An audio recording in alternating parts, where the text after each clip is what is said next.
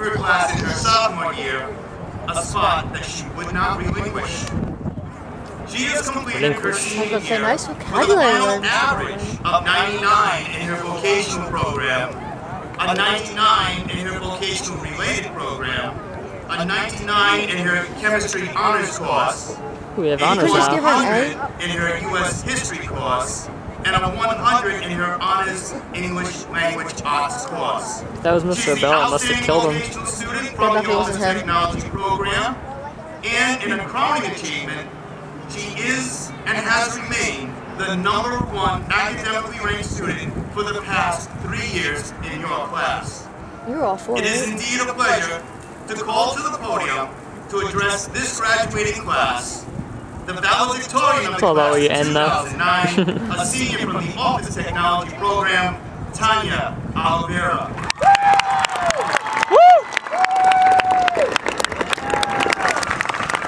I'm nervous for her. I'm nervous for her too, because she was like, she sounded so scared on the phone today. She's so shy.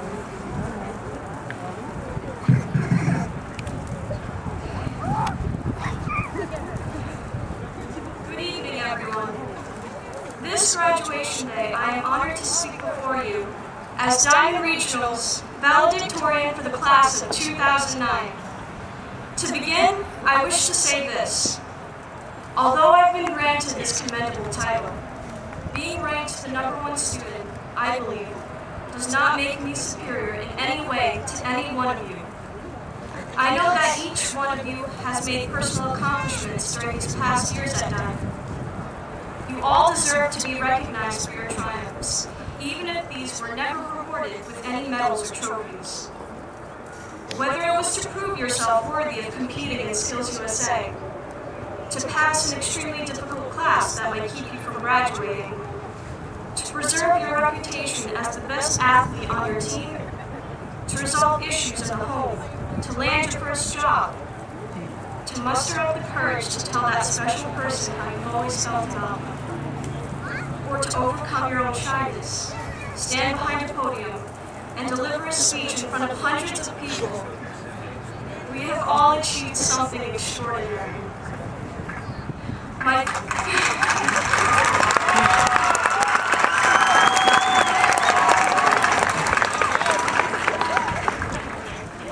My fellow peers, presently, we stand in the glimmering twilight of our adolescence.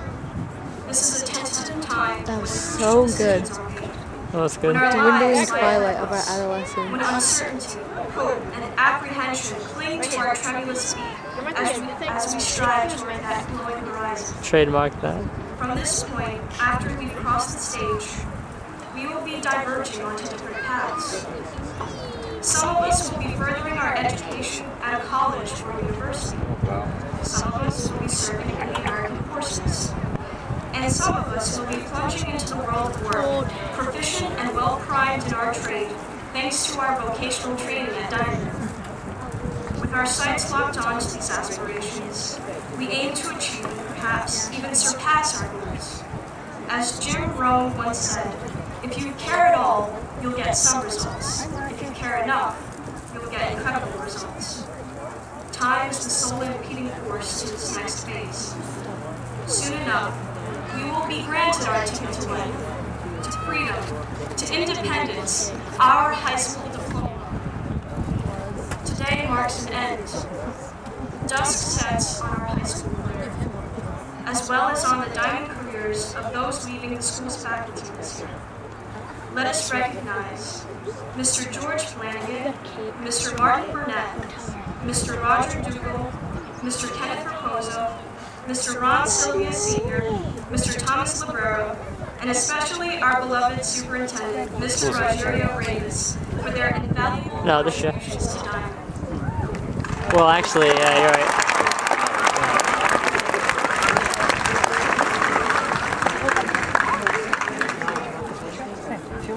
In these past 4 years, we've suffered loss, we've persevered, we've endeavored for success, built friendships and futures, and in doing so, Shaped to ourselves precious memories that killed will belong with us Oh. forever. Damn.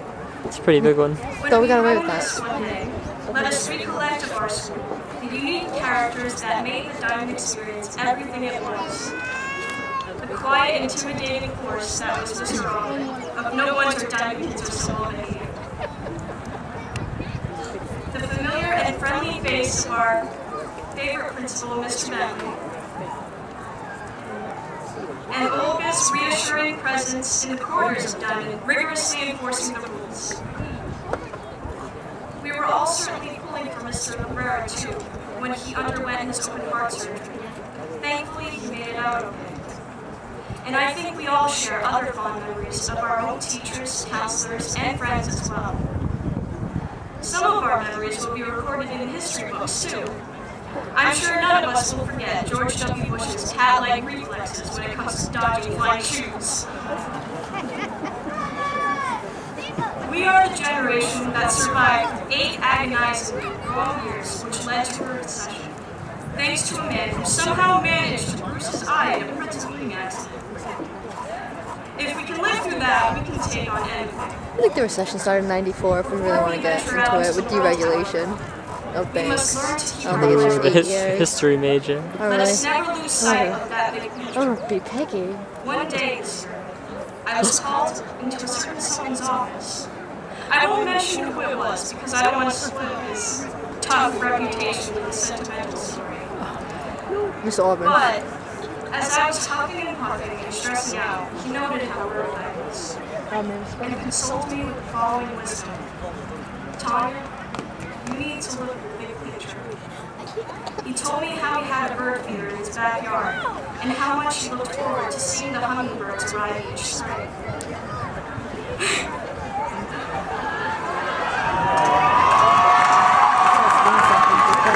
I don't know what that means. Me neither, I'm kind of confused. You'll see. And he said, you know what?